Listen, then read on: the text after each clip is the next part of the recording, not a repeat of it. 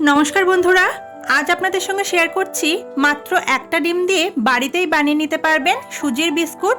দারুণ স্বাদের এই সুজির বিস্কুট বানানো কিন্তু ভীষণ সহজ আর খুব কম সময়ের মধ্যে বানিয়ে নেওয়া যায়। চলুন তাহলে এই রেসিপিটি দেখে নেওয়া যাক। প্রথমেই আমি এখানে একটা বাটির মধ্যে একটা ডিম ভেঙে নিয়ে নিচ্ছি। এখানে আমি যে পরিমাণ ব্যবহার করছি তাতে করে একটা ডিমই ব্যবহার করতে হবে। এর মধ্যে দিচ্ছি সামান্য একটু লবণ আর দেব 1/4 টিস্পুন বেকিং পাউডার।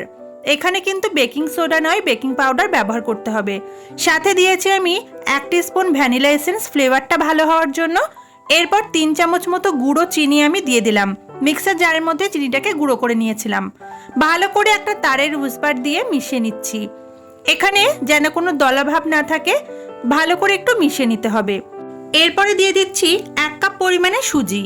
সুজিটা দেওয়ার পর আমি এর মধ্যে দেব 2 চামচ পরিমাণে গুঁড়ো দুধ। গুঁড়ো দুধটা দিয়ে ভালো করে সমস্ত কিছুকে আরও একবার মিশিয়ে নিতে হবে।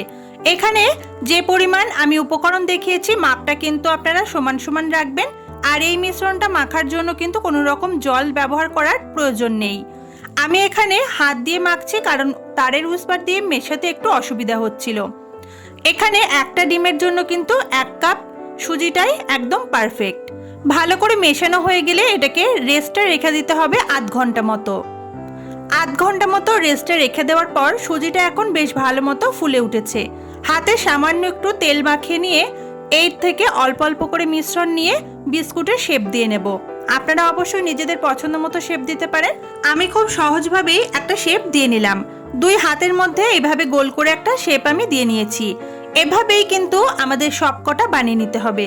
বন্ধুরা, আজকের রেসিপিটি যদি আপনাদের ভালো লাগে তাহলে অবশ্যই ভিডিওতে একটা লাইক করে আমাকে কমেন্ট করে জানাবেন। আর বন্ধুদের সাথে অনেক অনেক শেয়ার করার অনুরোধ রইল। সবকটা এভাবে বানানো হয়ে গেলে এবার সাদা তেল গরম করে এক এক করে বিস্কুটগুলোকে দিয়ে দিচ্ছি।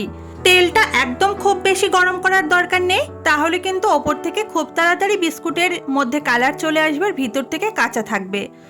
আমি গ্যাসের ফ্লেমটা লোতে রেখে এটাকে ক্রমাগত নাড়াচাড়া করে উল্টে পাল্টে ভেজে নেব। এই বিস্কুটগুলো ভাজতে কিন্তু একটু সময় দিতে হবে, যেহেতু ভিতর থেকেও ভালোভাবে ভাজা হওয়া গুরুত্বপূর্ণ, না হলে কিন্তু বিস্কুটগুলো খেতে ভালো লাগবে না। এক একটা ব্যাচ বিস্কুট ভাজতে প্রায় 10 মিনিট মতো সময় কিন্তু দিতে হবে।